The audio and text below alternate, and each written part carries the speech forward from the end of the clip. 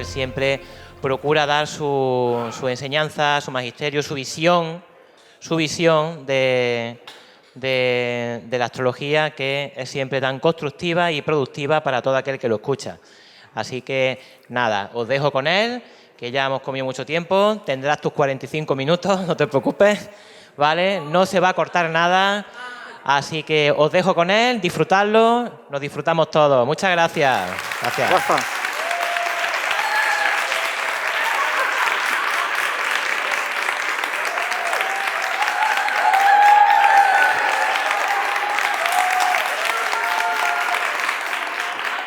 A ver. Calm down. Bueno, voy a tratar de daros una visión del futuro que es muy poco astrológica, porque en astrología uno trata de predecir. Yo, como soy demasiado viejo, ya he cejado en mis ambiciones de predecir nada, ni de interpretar nada. Como muchos, ofrezco una prospectiva, que es un término más técnico, más científico. Prospectiva significa tratar de mirar hacia adelante. O sea, que es una tentativa de mirada hacia el futuro, no es una predicción. De manera que con esto que luego nadie venga reclamando daños y perjuicios, ¿no? Bueno, lo primero que os quería decir es que el futuro ya no es lo que era. Estamos en un periodo de cambio tan radical de paradigma que hasta el paradigma del futuro está cambiando. Si veis las predicciones del futuro que hacían a comienzos del siglo XX, en las revistas, en los magazines y todo esto, hacían previsiones del futuro pues, mostrando caballos muy rápidos o trenes muy rápidos. Es decir, ¿qué hacemos cuando tratamos de prospectar el futuro? Hacemos una proyección lineal del presente, ¿no? Si decimos que nos gustan, pues que los trenes vayan rápido, los coches vayan rápido, que como nuestra longevidad ha aumentado mucho en los últimos 50 años, pues que aumente todavía más. En vez de vivir, si tenemos una edad media de 80 y tantos años, ¿por qué no llegar a 160, 200 años, ¿no? Bueno, y veis en todo este mercado de feria de la futurología, veis mucha gente eso que nos vende el viva para siempre, sea eterno, etcétera, etcétera, ¿no? Bueno, es normal, porque eso es yo diría, la tendencia natural de proyectar el presente en el futuro, ¿no? Entonces, simplemente quería deciros bueno, que eso no es que se haya acabado, es que eso no funciona, lo sabéis muy bien. Hoy en día no tenemos caballos que van a 200 kilómetros por hora, tenemos coches y trenes que van a 200 kilómetros por hora, ¿no? Pobres caballos. Entonces, básicamente, también os quería hablar, claro, os voy a hablar mucho de cómo estamos pasando de una era de tierra a una era de aire. La tierra se caracteriza por ser tierra, ser sólida, ser fría, ser seca. Lo frío, lo seco, lo sólido da lugar a estructuras frías, secas, sólidas, ¿no? La pirámide social, por ejemplo, es muy fría, muy seca, ¿no? La clase trabajadora, la clase media, las subélites, las supraélites, ¿no? Es lo que vivimos, ¿no? Las castas, las clases, es obvio, ¿no? Al pasar a una época, a un periodo muy largo de aire, os explicaré los componentes de este periodo de aire, vamos a pasar a una vaporización del futuro. Y esto es muy interesante porque el futuro ya va a dejar de ser monolítico a ser un futuro, si queréis, cuántico. Es decir, no habrá un futuro, habrá muchos futuros que se superpondrán, ¿no? Sabéis que en mecánica cuántica se habla de la superposición de estados de una partícula. Una partícula no se define como una cosa monolítica que está aquí y ahora. No, física cuántica se nos dice, no, está haciendo una nubecita así y aquí hay tal probabilidad de que esté, aquí hay tal, aquí hay tal, aquí hay tal, ¿no? Es decir, hay una superposición de estados, ¿no? Estamos moviéndonos ya definitivamente del paradigma clásico, de la física clásica, de la percepción clásica del mundo, a un paradigma cuántico, de superposición de estados. No os preocupéis si no entendéis, yo tampoco lo entiendo. Pero trataré un poco de arrojar algo de luz sobre en qué consiste esta superposición de estados, ¿no? Iremos viendo algún ejemplo concreto. Bien, antes que nada, antes de empezar, voy a hablar de algo que no pensaba hablar, porque yo pensaba hablar del año 2023 hasta el 2033. Pero como dice el refrán, el hombre propone y Dios dispone.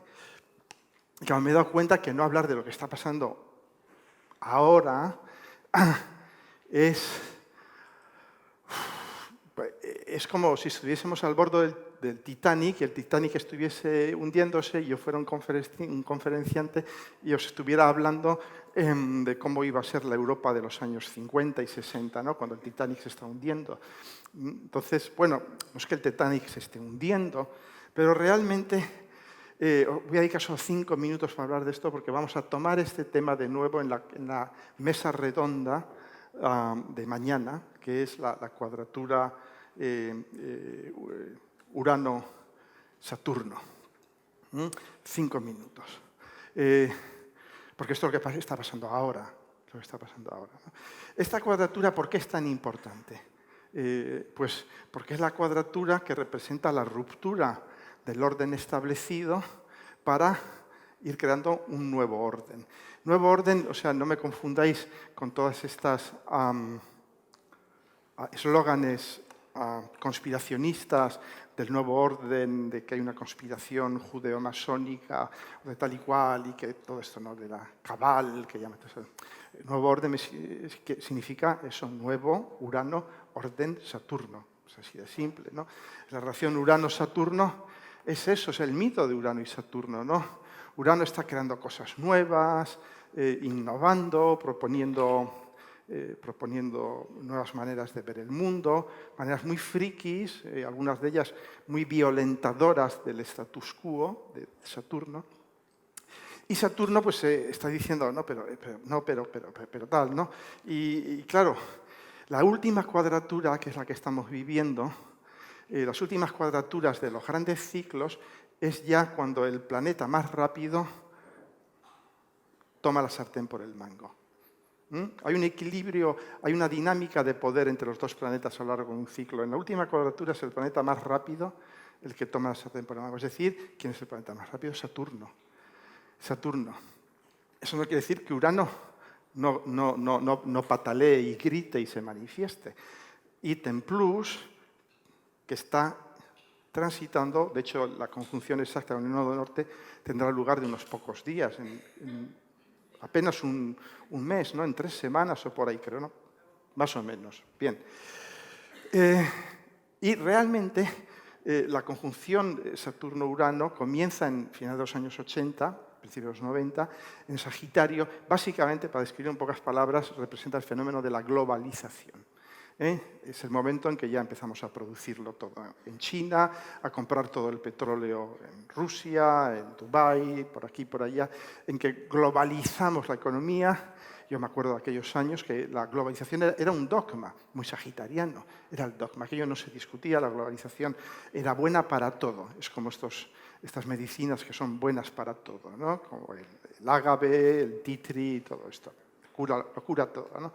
La globalización era aquello, lo curaba todo, iba a curar el subdesarrollo, las dictaduras. Yo me acuerdo, yo estaba en un organismo que vendía globalización en aquel momento, ¿no? Entonces, esto lo cura todo, las desigualdades sociales, todo eso, ¿no? Bien, bueno, lógicamente era propaganda, como todo, pero era la propaganda oficial. Aquello es lo que hemos comprado durante los últimos 30, casi 40 años, ¿no? ¿De acuerdo? Aquí estamos ya en la ruptura de ese paradigma. Y esta ruptura se va a manifestar a través de, como todo lo uraniano, a través de momentos de epifanía, de revelación. Es el rayo que cae, ¡pshum!, te deja frito. Eso es Urano. ¿Qué epifanías? Y además, claro, estas epifanías no las vamos a poder parar de ninguna de las maneras. ¿Por qué? No solamente no las vamos a poder parar, sino que van a estar amplificadas, porque están sucediendo en conjunción con el nodo norte. Como decía Pepa esta mañana, el nodo norte tiene esta virtud de alguna manera es un enorme amplificador. Es como un embudo, o como un pozo, un embudo que es un pozo, y el nodo sur es el fondo del pozo, ahí ya llega la luz filtrada.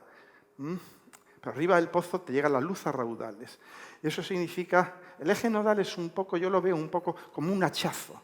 Es un hachazo que damos a la carta natal, ¡plan! Y ese hachazo abre las carnes de la carta natal. Y por ahí entra la luz, porque el eje nodal es el sol y la luna, ¿no? Que es el sol, la energía, la creación del espacio, que entra a través de la luna, que es la transformación de eso en vida, de todo eso en vida, ¿no? Y claro, ese hachazo que está abierto en nuestras carnes astrales, de alguna manera rompe el maya. ¿Sabéis lo que es el maya? La ilusión de realidad en la que vivimos y por la que juramos que esta es la realidad y ya está. Y este hachazo lo rompe y deja entrar una luz intensísima, que puede ser cegadora. ¿Os acordáis que esta mañana los ponentes, Antonio Polito, Pepa y tal, Pepa Sanchís comentaban la ceguera producida por el nodo norte. Y aquí entra Urano. Y yo refiero a un hecho pasado que fue muy similar, que es la proclamación de la Segunda República en España en el año 1931, si no recuerdo mal, en abril del 31, que se proclama con un aspecto prácticamente idéntico. Estaba Urano en Aries, transitando el nodo norte sobre Urano en Aries, en cuadratura con Saturno en Capricornio, prácticamente lo mismo. Y si os dais cuenta de aquello, lo que sucedió fue muy interesante, porque fue una entrada. ¿Urano qué es? Urano en el nodo norte es entro envuelto en luz, soy como una aparición. De repente y entro en la realidad del maya, rompo el maya y entro y no me frena ni Dios. ¿De acuerdo? Entonces, ¿y qué pasó en la Segunda República? No estábamos allí para contarlo, pero bueno, hay documentación. Entonces, pasa que de repente el rey se tiene que ir, comienza la reforma agraria, las mujeres tienen igualdad de derechos con respecto a los hombres, una reforma educativa que ya la quisiéramos hoy en día. Es decir, que entra que el futuro, Urano es el futuro. Urano es el futuro. En aquel momento había en España unas élites ilustradas que dijeron, vamos a dejar que entre el futuro. Claro, los pobres no se dieron cuenta que estaban en un medio rodeados de fascistas en casa, nazis y fascistas fuera de casa y democracias liberales que estaban absolutamente acojonadas, ¿no? Entonces sucedió lo que sucedió, pero aquella conjunción de abril del 31, ahí es donde se abrieron los cielos y la tierra y allí es donde empezó todo. Porque ya a partir de aquella república, las fuerzas de la caverna, el fascismo, el nazismo, se dieron cuenta del potencial de Urano. Dijeron, no, está en cuadratura con Saturno en Capricornio, muy parecido a lo que estamos viendo ahora. Dijeron, no, esto no puede ser. Y sucedió lo que sucedió después, ¿no? ¿De acuerdo? ¿No? Y veis cómo fue absolutamente innovador, adelantado en su tiempo, porque hoy en día tenemos un sistema educativo que está muy por detrás a nivel de los conceptos de vanguardia del que proponían en la República. En cuanto a igualdad de hombres y mujeres, todavía nos queda mucho terreno por recorrer. La reforma agraria ya se olvidó. En cuanto a la monarquía, mejor ni lo tocamos, ¿no? ¿De acuerdo? Entonces, bueno, ¿qué va a suceder? Bueno, pues lógicamente siempre un momento de pinchazo de burbujas. Lo fue en el 2000, con la primera cuadratura, que fue la burbuja .com. Lo fue en el 2008, con el tema de Lehman Brothers, los subprimes y todo esto. Y lo está haciendo ahora. Las cripto están acercándose a su valor real, es decir, $0. Y todo este tipo de cosas, ¿no? La subida de los tipos de interés, la bolsa y también lo veremos cuando se den el último eclipse en el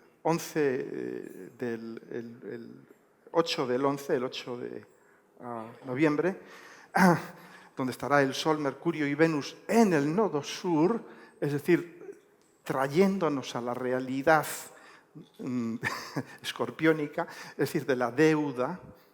Ahí es cuando, si no estalla antes, ahí estallará la burbuja de deuda, porque eso es Escorpio. Donde pagaremos por nuestros pecados de, digamos, de bulimia monetaria, por haber puesto las máquinas de imprimir dólares y euros a pleno funcionamiento, que es lo que nos está trayendo la inflación y todo esto. Entonces, bueno, vamos a ver todo eso, vamos a ver hambrunas, vamos a ver carencias de alimentos, carencias de energía, carencias de combustible, en fin, todo esto. Por eso, bueno, es un poco el despertar, porque Urano es un despertar. Urano es un despertar, es el despertar de la pesadilla globalista. Así de claro. Entonces, claro, despertar es duro cuando uno está profundamente adormecido, drogado, sumergido en un maya potentísimo, en este maya de la globalización, ¿no? Hoy en día nos dicen, no, es que va a haber que dejar de consumir gas y petróleo ruso, es que va a haber que empezar a producir nosotros nuestras cosas, las mascarillas, que no teníamos ni mascarillas, fijaos una cosa tan elemental, teníamos que importarlo de China, ¿no? Estamos despertando del sueño, de la pesadilla, de la fantasía, del maya globalista, ¿no? Luego os hablaré del próximo ciclo Saturno-Urano, que se va al otro extremo, ¿de acuerdo? Y como dicen en inglés, las cosas irán a peor antes de ir a mejor. O sea, irán a peor, pero no pasa nada, porque las crisis es la manera que tiene la vida de ir gestionando las disfunciones, de irse reorganizando, de irse dotando de nuevos recursos. Es eso. ¿De acuerdo? Bien, y yo abro esta pequeña charla con esta observación de Peirce. Peirce es... Grof. Grof es uno de los padres de la psicología transpersonal. Y Grof, en cristiano, lo que dice es que sus observaciones le llevan a pensar que una transformación radical psicoespiritual de la humanidad no solamente es posible, sino que ya está sucediendo. Esto lo escribí hace 20 años. Y él se pregunta, dice, bueno, lo único que no sabemos es si esa transformación va a ser lo suficientemente rápida y extensiva para contrarrestar la pulsión, la tendencia autodestructiva de la humanidad. Esta pregunta me parece absolutamente vigente. Realmente, si podemos responder a esta pregunta, ya hemos respondido a todas las preguntas, ¿no? Porque, claro, esta pregunta es la que, de algún modo, en la respuesta a esta pregunta está si hay futuro o no hay futuro. Porque si no reaccionamos de forma global, pues no hay futuro. ¿De acuerdo? Bien, pero bueno, vamos a dar por sentado que sí hay futuro, porque si no, pues ya apaga y vámonos, ¿no? Entonces voy a hablar de, claro, para ver el futuro, para prospectar el futuro, lo primero que uno tiene que hacer es ponerse con los pies bien en la tierra y decir, bueno, ¿dónde estoy? ¿Dónde estamos? ¿En qué consiste el presente? ¿De qué está hecho el presente? Hay que verlo muy claro. Mirar también hacia el pasado, decir de dónde venimos. Y luego ya podemos mirar hacia el futuro. ¿De acuerdo? Entonces, vamos a hacer este ejercicio.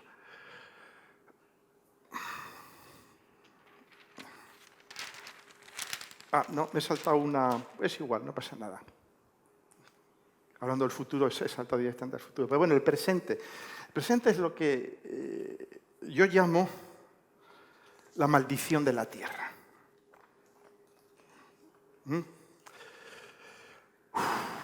Los últimos 200 años han sido años profundamente de tierra. No nos damos cuenta porque estamos metidos en la tierra, en el barro, hasta los ojos, hasta las orejas, por encima de la coronilla. Claro, no nos damos cuenta, pero luego os voy a mostrar cómo estamos metidos en la tierra. Puedo decir, ¿qué es esto de que estamos metidos en la tierra? Bueno, pues que lo explicaron la ponente que habló de los ciclos Júpiter-Saturno, ya lo explicó el otro día, ¿no? Que hemos estado 200 años moviéndonos con el telón de fondo de las conjunciones Júpiter-Saturno en signos de tierra. creo, si no recuerdo mal, creo que la que abre este ciclo fue en 1803, pero me puedo equivocar, en Capricornio. Es muy importante ver dónde se produce la primera conjunción, porque es la que va, es como todo en astrología, la primera de un ciclo es la que va a marcar un poco el carácter de todo el ciclo. Y entonces hemos vivido estos 200 años, sabéis que Júpiter y Saturno les llamamos en astrología los señores del tiempo, los cronocrators. Y esto está muy bien elegido, esta expresión, porque son efectivamente los dos, en su baile mutuo, van tejiendo la estructura de la historia. Son los que tejen. Sabéis que cuando hacéis un tapiz hay una tela de fondo sobre la que se van añadiendo los hilos de color que se forman las figuras. Esta tela de fondo es Júpiter-Saturno. Muy importante la tela de fondo, porque según cómo sea la tela de fondo van a quedar las figuras resaltadas o no. Lo entendemos, ¿no? Entonces, han sido 200 años de cada 20 años para Tierra, Tauro, Virgo, Capricornio, Tauro, Virgo, Capricornio, pa. Y esto ya va imprimiendo un carácter enorme en nuestra psique colectiva. Por si esto fuera poco, las últimas 3 grandes conjunciones han tenido lugar en signos de Tierra. La de los años 60, Plutón-Urano, opuesto a Saturno-Quirón, pero Plutón-Urano en Virgo. Y muchas de vosotras sois de esos años. Y tenéis un poco ese carácter brutal, ¿no?, de la conjunción Plutón-Urano. Luego la estudiaremos más en detalle, que son las tormentas de la historia. Plutón-Urano es el cambia, el transforma, innova y cambia o muere, sí o sí. Ineluctablemente, inevitablemente, todos los aspectos. Urano-Plutón es esta pulsión, esta urgencia de cambiar, de transformar. Y entonces veis que se produce en Virgo. Y eso, los que éramos un poco más viejos, yo viví esto con 8, 9, 10, 11, etcétera, años, ya percibimos este cambio brutal en todo, en la estructura social, económica, fue la incorporación masiva de la mujer al mundo de trabajo, la automatización, la racionalización, la higiene en el trabajo, un aumento enorme de la esperanza de vida, precisamente por la higiene, Virgo, etcétera, etcétera, ¿no? Pero esto ya es un peso terrestre brutal. Yo puedo criticar a la Tierra, pero tengo mucha Tierra en mi carta natal. O sea que, después la siguiente, que es la de los millennials, finales de los 80, 90, Saturno, Urano, Neptuno, en Capri, ¿os acordáis? Muchos de vosotros sois millennials, ¿no? Que de nuevo es en Capricornio, que es de algún modo una cristalización de una enorme fantasía social.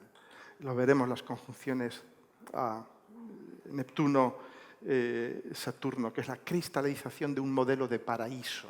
Porque eso es Neptuno, el paraíso. La sociedad ideal, el cielo. Y Saturno es la cristalización, la creación de un modelo casi que obligatorio. Pero tenemos Capricornio.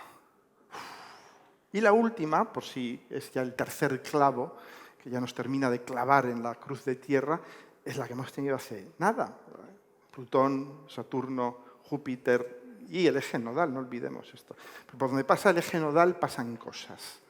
Porque el eje nodal va a hacer que las cosas se manifiesten de un modo u otro, ¿no? Entonces, venimos de esta época de tierra tan fuerte. Y entonces, esta época de tierra, claro, vivimos la vibración baja. Yo cuando hablo de vibración baja y alta, no es yo diría, no es la connotación New Age de bueno, malo y todo esto, es más bien física, ¿no? En física, sabéis que las vibraciones altas les cuesta mucho pasar. Cualquier obstáculo las detiene. La vibración alta es de mucha frecuencia, de mucha energía, y por eso pues, las antenas de la telefonía móvil, cuanto más alta es la radiación, más tienen que poner para que vayan franqueando obstáculos, ¿no? Por eso al pasar del 3G al 4G tuvieron que poner las antenas, cuando pasen al 5G pondrán todavía muchas más, y al 6G ya tendremos una en la cocina de cada casa, ¿no?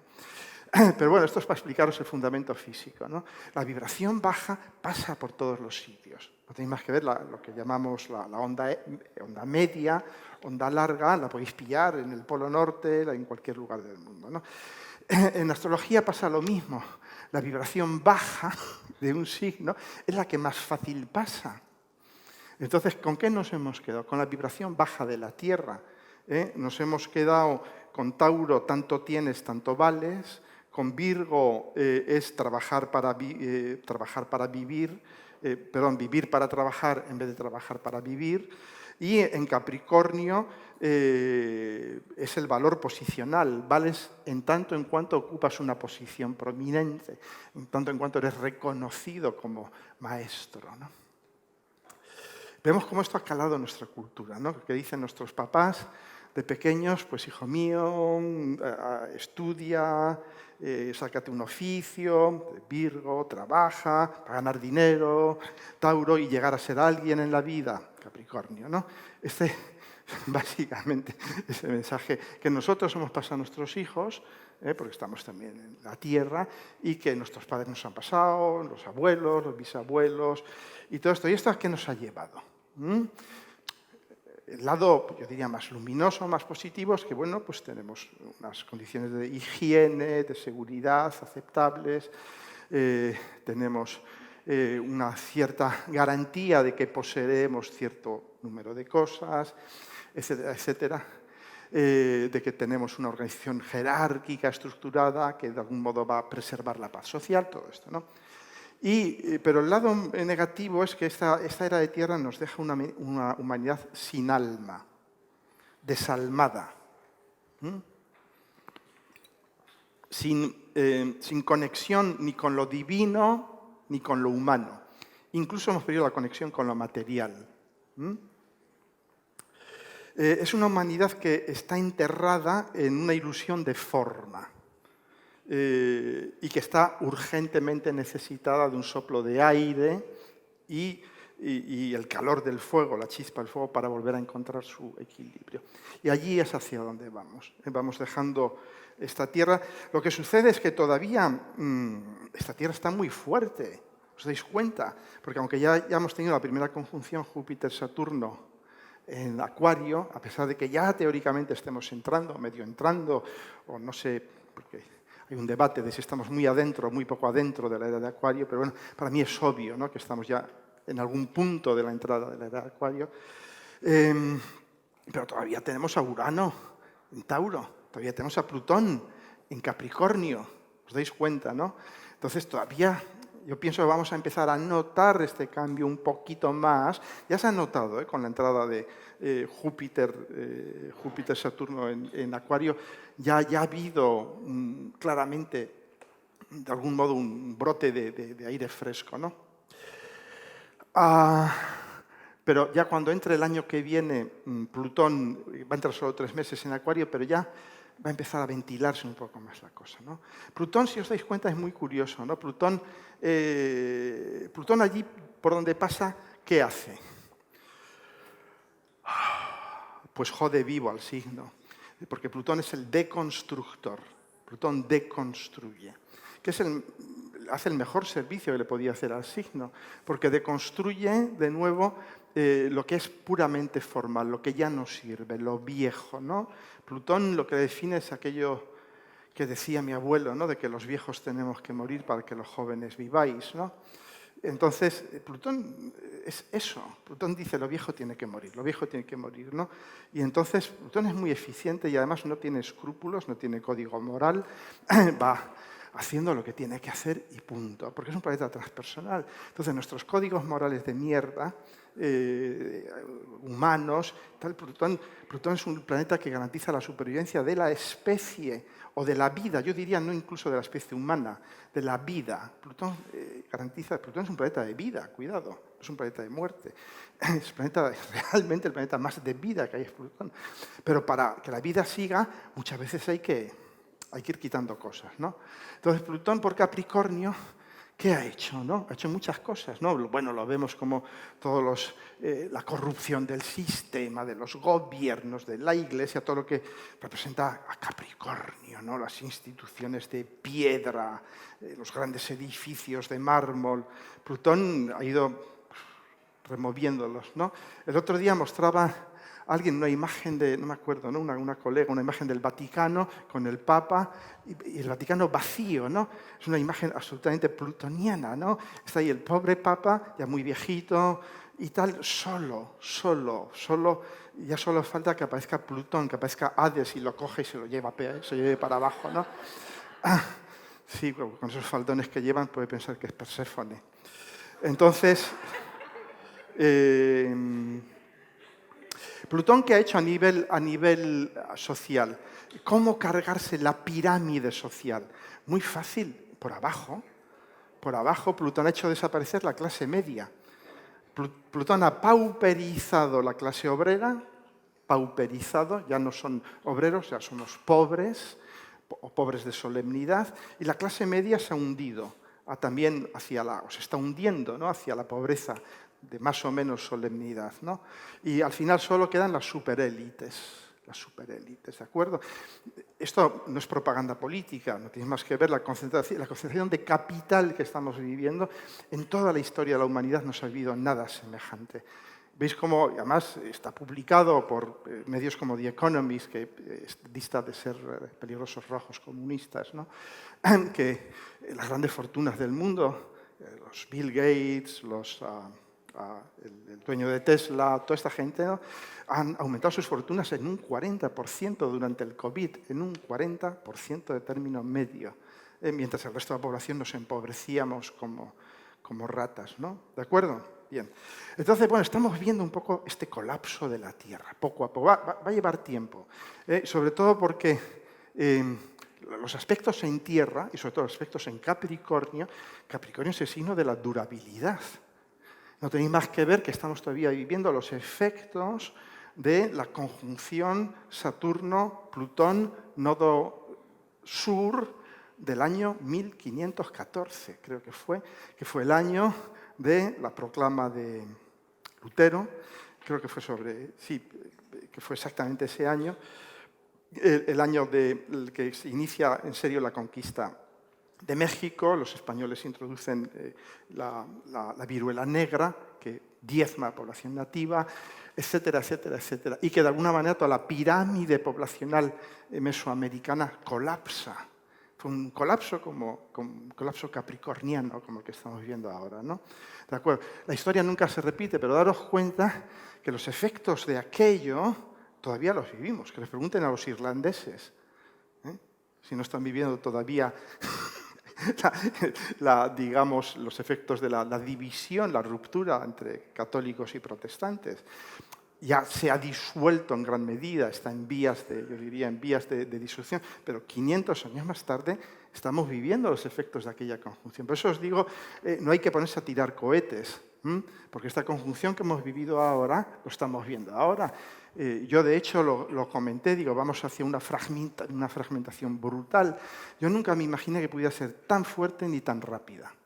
Hubiera preferido equivocarme, ¿no? Pero lo estamos viendo ahora. Ucrania es al momento actual lo que España fue en la Guerra Civil Española, más o menos. Fue el momento donde en un país se encuentran los dos sistemas que están enfrentándose, de algún modo, ¿no? Entonces, os quiero decir con esto que este enfrentamiento, este resquebrajamiento en dos bloques, esto es para largo. Eso no significa que vayamos a ir hacia una tercera guerra mundial. ¿Por qué? Porque lo que os he dicho antes, el futuro ya no es lo que era. Es decir, antes tú pones todos estos datos juntos y dices, Tercera Guerra Mundial. ¿Por qué? Porque haces una proyección lineal. Pero hoy en día no se puede asegurar nada. De hecho, probablemente a lo que vayamos es, como os decía antes, hacia la vaporización de la historia, hacia la vaporización del futuro. Es decir, que pasamos de unos futuros muy monolíticos, muy lineales de algún modo, muy predecibles, a unos futuros, que porque son los futuros de tierra, son los futuros. Tú ves la energía de Capricornio, es muy predecible la energía de Capricornio.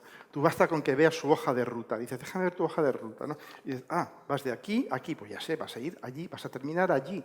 Eso es Capricornio. A Capricornio le gustan las sorpresas.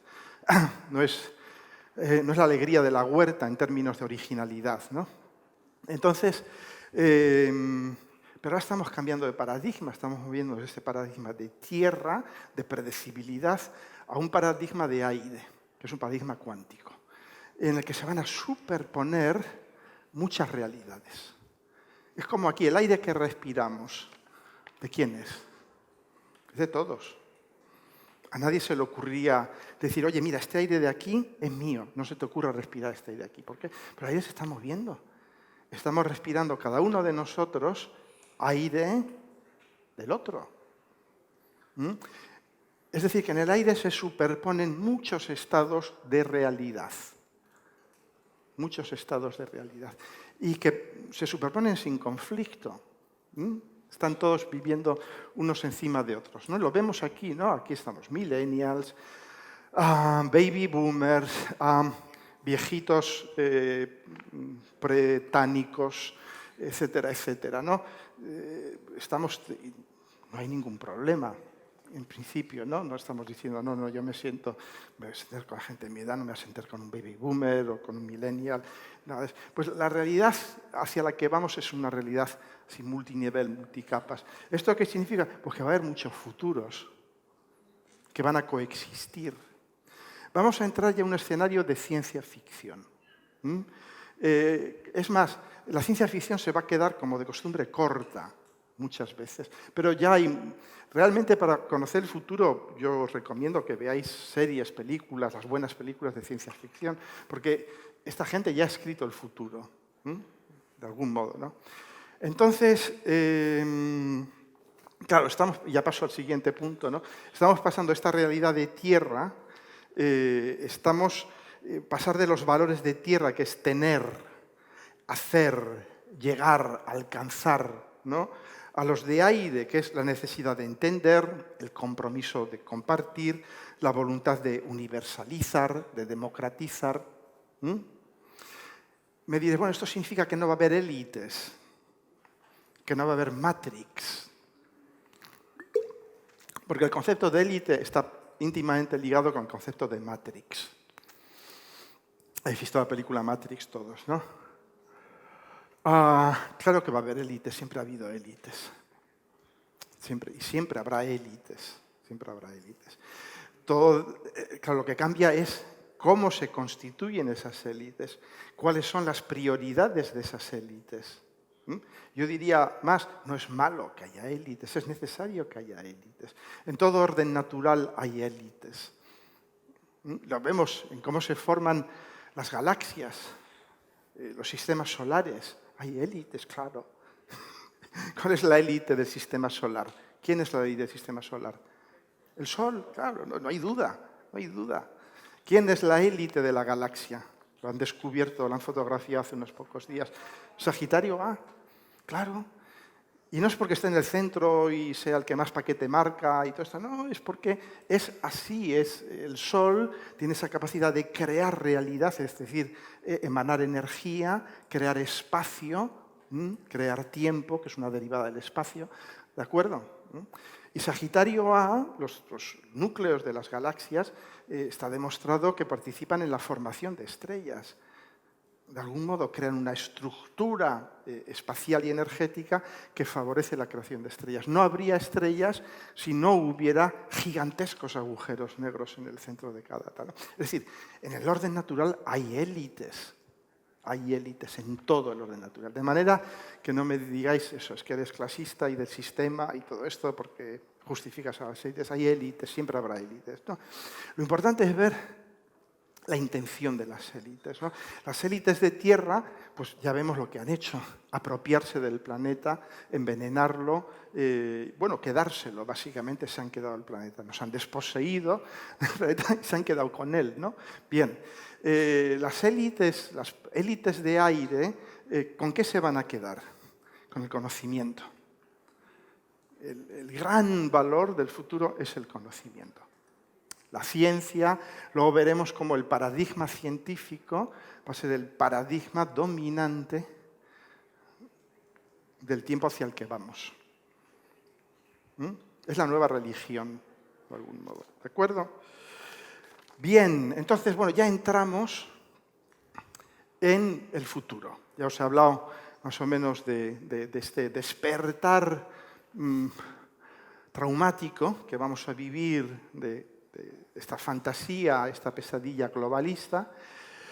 Si sobrevivimos, que por supuesto sobreviviremos, nos iremos despertando ya a partir del 2023-2024 a una nueva realidad, que ya se está formando a partir del 23, que va a ser pues, Plutón ya entrando en Acuario, ya empezando a formar un trígono con Urano, que entrará en el 2025, si no recuerdo mal, o 26, en Géminis, etcétera, etcétera, ¿no? Y para formar este pequeño gran trígono del año 25-26 con Neptuno y Saturno, que este es un poco, yo diría, el momento de la epifanía máxima. Este momento es el momento de gran revés. Estos 2 años, 25 y 26, es cuando de algún modo ya se produzca a nivel social, colectivo, esta máxima epifanía. Es decir, de algún modo se va a desvelar el mundo que viene, ¿no? Y, es decir,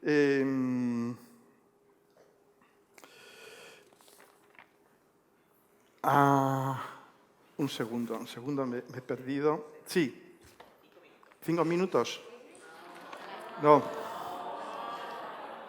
Bueno, tenemos que daros cuenta de qué cambia en este periodo radicalmente, de que los 3 planetas transpersonales cambian de signo, pasan Plutón y Urano de la Tierra al aire. Esto ya es un cambio radical. Pasa también Neptuno, junto con Saturno, pasan tomados de la mano de Piscis a Aries, ¿de acuerdo? De que todos los ciclos, salvo el ciclo Urano-Saturno, están en fase creciente. Esto es muy importante en astrología mundial, es decir, están en fase de apertura, de expansión, de despliegue. Y esto lo cita Barbol en su libro Astrología Mundial, y por eso él dice que él era positivo con respecto a esta época, ¿no? Y yo creo que ahí fue muy clarividente, porque efectivamente estamos viendo que estamos caminando junto al abismo, pero no terminamos de caernos. No, o sea, sí, la situación está muy mal, etcétera, etcétera, pero bueno, aquí estamos, ¿de acuerdo? También los ciclos Júpiter-Saturno van a estar todos en aire. Los ciclos Júpiter-Marte, muy poca gente habla de esto, pero es muy importante, que en los últimos 40 años han estado en tierra o en agua, ahora van a estar en fuego o en aire. Es decir, que de nuevo veis que esto es fuego y aire, fuego y aire. Y daros cuenta también de una cosa, fuego y aire, ¿qué es? Fuego son dos elementos calientes. Y el calor, que es energía. El calor es energía. La cualidad elemental de calor, acaba Pepa esta mañana, en términos físicos es simplemente energía, alta energía. El frío, ¿qué es? Falta de energía. ¿De acuerdo? Entonces, vamos a estar en un entorno de superenergía. ¿De acuerdo? ¿Qué significa esto? Pues esto significa que vamos a tener, o sea, que la historia se va de algún modo a acelerar. Si tú metes mucha energía a un proceso, es como cuando abres el gas de un coche, el acelerador. ¿Qué le estás haciendo? Le estás metiendo energía. ¿Qué hace? Que va más deprisa. ¿De acuerdo? O sea, que entramos en un momento turbo. Vamos a entrar en un momento turbo a partir del 25. Ya entramos el año que viene con Plutón en Acuario, pero entramos en un momento turbo. ¿Qué significa esto? Entramos en un momento donde, por ejemplo, los cambios, sobre todo tecnológicos, se van a suceder un mes tras otro. Vamos a entrar en una espiral de producción tecnológica brutal. Y todo esto nos lleva a momentos de discontinuidad. Por eso os digo que el tratar de proyectar lo que está sucediendo ahora, lo que sucede entonces en el futuro, no tiene ningún sentido. Porque es como si hasta ahora hubiéramos andado en primera o en segunda y de repente pasamos al overdrive, a la quinta o a la sexta. ¿Os dais cuenta, no? Y ya para terminar, no da tiempo para hablar de todo esto en detalle, pero no os preocupéis por los próximos 10 años, o sea, dentro de 10 años y 300 vídeos, habré terminado de hablar de esto, porque para explicar en los próximos 10 años estaremos hablando de esto, ¿no? Estamos hablando de esto y de la conjunción Urano-Saturno en Géminis, ¿no? Pero también esto, no quería dejar de mencionar Saturno-Neptuno, que pasa de Piscis y que está en el punto medio, se va en el punto medio estos dos, formando sextil, de Piscis a Aries. ¿Y ahí qué tenemos? Pues todo este mundo de las fantasías, las ilusiones, las religiones de Estado. Saturno-Neptuno está muy ligado con la aparición de los grandes ideales sociales, el comunismo y la democracia. La democracia liberal y el comunismo, que de alguna manera toman forma, Saturno, y que de alguna manera perviven incluso momificadas, lo vemos hoy en día. Nuestras democracias liberales son democracias liberales momificadas. Y los sistemas paleocomunistas, Corea del Norte, Cuba, Venezuela, etcétera, etcétera, son sistemas paleocomunistas momificados, porque eso es Saturno, son las momias, se momifican las cosas, ¿no? Y esto es muy interesante porque Piscis es el final de todas las cosas. Y aquí se va a dar ya un momento en que todos estos viejos paraísos socialistas, capitalistas, todos estos viejos mitos urbanos, ¿no? Los negacionistas, los terraplanistas, los conspiracionistas, todo esto es Neptuno en Piscis. Todo esto va a ir tomadito de la mano al carajo, para producirse un nuevo modelo, que lo veréis cuando hable de esto en alguno de mis vídeos, que es el modelo ariano. O sea que el futuro está abierto, no hay un futuro, va a haber muchos futuros. Para resumir, el futuro va a ser muy rápido, vamos a estar espídicos, va a ser un futuro anfetaminado, y va a ser un futuro en que, por ejemplo, pues la Tierra sufra mucho, porque no va a poder asimilar todo eso. En cambio, el aire probablemente va a enloquecer también, ¿no? Va a enloquecer porque va a entrar en una espiral de hiperactividad. ¿De acuerdo? Bueno, pues ya lo siento, pero... Ya, se me oye. Sí, muchas gracias.